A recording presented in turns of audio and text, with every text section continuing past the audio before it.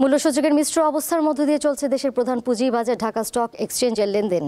এ বিষয়ে জানাতে আমাদের সঙ্গে এই মুহূর্তে যুক্ত রয়েছেন সহকর্মী শাহরিয়ার ইমন।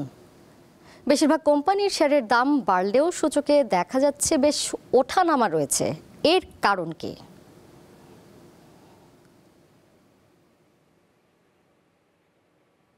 জি, দোলা সপ্তাহের তৃতীয় কার্যদিবসের লেনদেন চলছে দেশের প্রধান পুঁজিবাজার ঢাকা স্টক এক্সচেঞ্জে। আমরা প্রথম 3 ঘন্টার লেনদেনের মাঝে রয়েছি। আমরা দেখছি যে গতকাল আপনি জানেন যে সূচক কিন্তু বেশ খানিকটা পড়ে গিয়েছিল। গতকাল সূচক কিন্তু আপনার প্রায় 64 পয়েন্টের মতো পড়ে গিয়েছিল ঢাকার পুঁজিবাজারে। সেখানে আজকে দেখছি যে আমরা দিনের শুরু থেকে সূচক বাড়ছে, যদিও বেলা বাড়ার সাথে সাথে সূচকের কিছুটা ওঠানামা লক্ষ্য করা গেছে। তারপরও এই মুহূর্তে আমরা দেখছি প্রথম 3 ঘন্টার পর সূচক প্রায় 24 পয়েন্ট পেরে মোট সূচক অবস্থান করছে 4939 পয়েন্টে।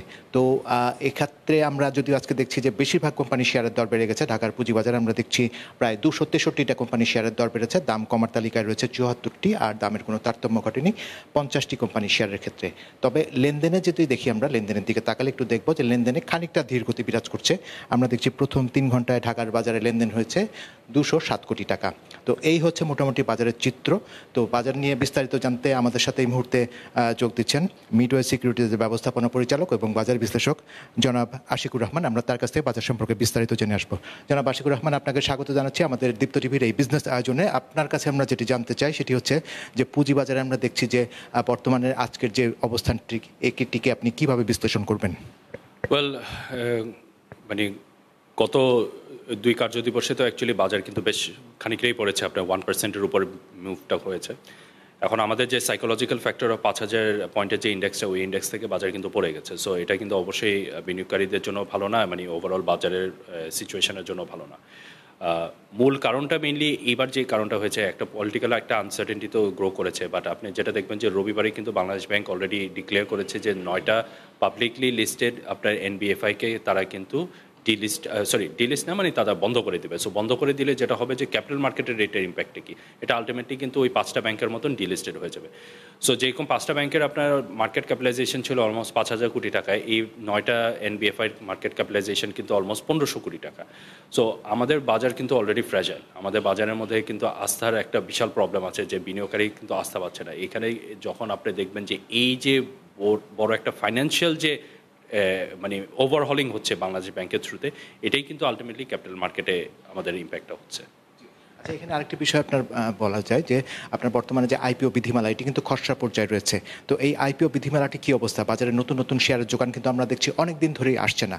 সেক্ষেত্রে বিধিমালাটি কী অবস্থায় রয়েছে এবং এটিকে কীভাবে আসলে আরও দ্রুত আপনার বাজারে প্রয়োগ করা যেতে পারে, ইমপ্লিমেন্ট করা যেতে পারে? বিসেক অলরেডি কিন্তু একটা খসড়া দিয়েছে, অ্যান্ড এটা নিয়ে কিন্তু আমাদের সাথে ডিসকাশন হয়েছে ইন্ডাস্ট্রি পার্টিসিপেন্টদের সাথে। আমাদের পয়েন্ট অফ ভিউ হলো যে এখানে অনেক কিছু আছে যেটা আমরা পার্সোনালি মনে করি ইজ অ্যাকচুয়ালি ভেরি রিস্ট্রিকটিভ, স্পেশালি আপনার ইন টার্মস অফ ভ্যালুয়েশনের দিকে আর কি। এটা নিয়ে কিন্তু বিসেকের সাথে কিন্তু আমাদের ডিবিএ অর্গানাইজেশন, ডিএসিও অনেক আউটরিচ করেছে। এখন আমরা এক্সপেক্ট করি যে অ্যাটলিস্ট ইন্ডাস্ট্রি এক্সপার্টদের আপনার অপিনিয়ন নিয়ে কিন্তু আপনি এটাকে গ্যাজেট করে ফেলবেন, এবং জিনিসটা যত তাড়াতাড়ি আমরা গ্যাজেট করতে পারবো তখন আমরা আইপিও আনার জন্য আমরা অন্যান্য কোম্পানিদের সাথে আউটরিচ করতে পারবো।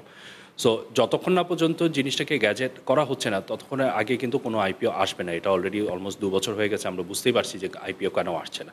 Everyone is waiting for the new IPO rules. So আমি এক্সপেক্ট করি যে বিসেক খুব তাড়াতাড়ি এটাকে গ্যাজেটের জন্য দিয়ে দিবে, বিকজ এটা না হওয়া পর্যন্ত কিন্তু ক্যাপিটাল মার্কেটের প্রাইমারি ফাংশনটি কিন্তু কাজ হচ্ছে না। আপনাকে অসংখ্য ধন্যবাদ এতক্ষণ সময় দেওয়ার জন্য।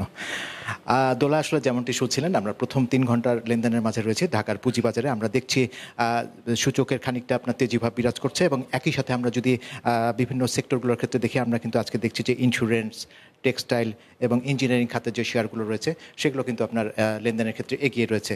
এবং যেটি বলছিলাম যে গতকাল কিন্তু আপনার একটি বড় ধরনের দরপতনের পর আজ কিন্তু বাজার দেখা যাচ্ছে খানিকটা ঘুরে দাঁড়াচ্ছে। তবে আরও 1.5 ঘন্টা লেনদেন বাকি রয়েছে দেশের প্রধান পুঁজিবাজার ঢাকা স্টক এক্সচেঞ্জে। 1.5 ঘন্টা পরে আমরা বুঝতে পারবো যে আজকের দিন শেষে সূচক কী পরিমাণ গিয়ে থাকে এবং লেনদেন কোথায় গিয়ে দাঁড়ায়। তো দোলা, আমার হাতে এখন পর্যন্ত এতটুকু ছিল দেশের প্রধান পুঁজিবাজার ঢাকা স্টক এক্সচেঞ্জ থেকে। ইমন, আপনাকে ধন্যবাদ।